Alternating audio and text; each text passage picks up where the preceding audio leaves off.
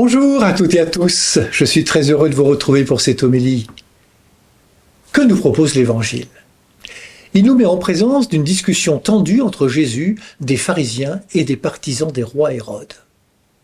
L'Évangile nous dit que leurs intentions ne sont pas bonnes. Ils veulent piéger Jésus, ils veulent le prendre à défaut pour le faire taire.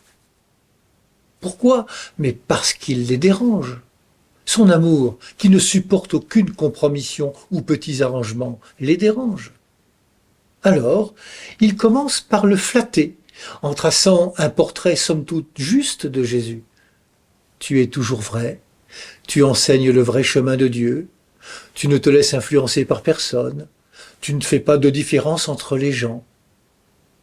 Puis, il pose à Jésus la question piège, à laquelle Jésus est sommé de répondre par oui ou par non. Est-il permis, oui ou non, de payer l'impôt à César, l'empereur?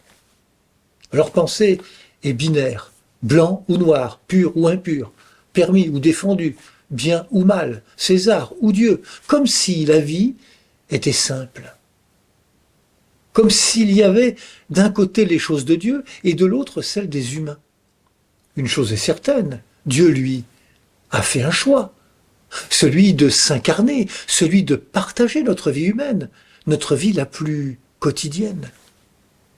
Dans le christianisme, il y a un lien étroit entre Dieu et sa création. On parle alors d'alliance.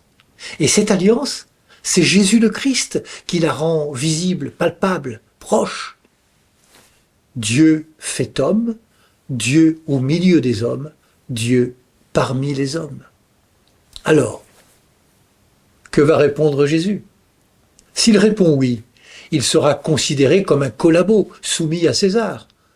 S'il répond non, il sera considéré comme un agitateur contre Rome. Nous sommes dans l'enceinte du temple de Jérusalem. Et il était interdit d'avoir sur soi toute forme de représentation d'une divinité. Or, la figure de l'empereur est considérée à cette époque comme un dieu. Que fait Jésus? Il leur demande « Montrez-moi la monnaie ». Et les voilà qui sortent de leur poche une pièce d'argent sur laquelle était marquée l'effigie de César, considéré comme un dieu.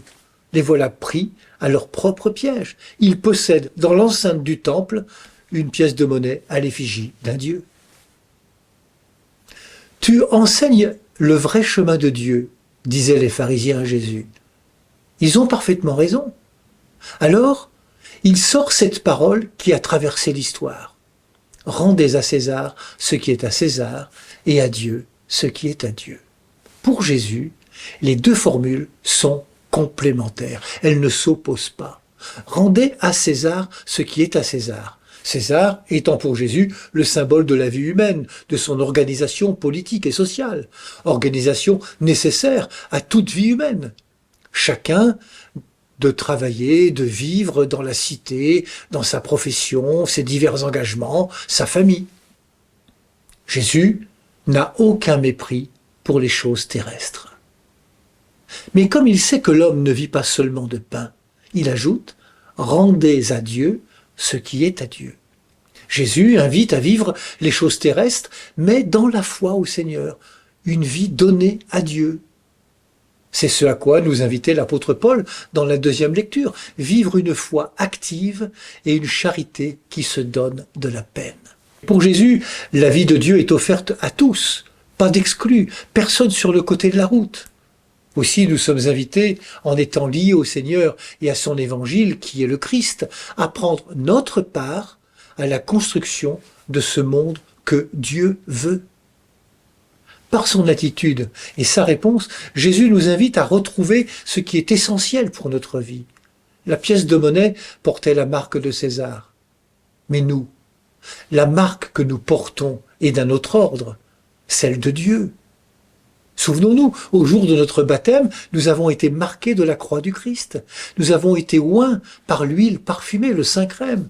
Nous sommes devenus enfants de Dieu. C'est une marque indélébile qui va orienter toute notre vie. Nous sommes devenus des disciples missionnaires. Prions ensemble. Notre mission est à notre porte. sur le trottoir, à l'hôpital, à l'école, au travail, au sein de notre famille. Elle est aussi dans un autre pays peut-être. Seigneur, que ton règne arrive. Ouvre les yeux de mon cœur et de mon âme pour que je puisse voir celles et ceux qui m'entourent avec ton regard et qu'à travers ma vie, ils te reconnaissent. Oui, cette mission ne se fera pas sans toi, mais en ton nom et avec toi. Bon dimanche à toutes et à tous, prenez bien soin de vous et des autres.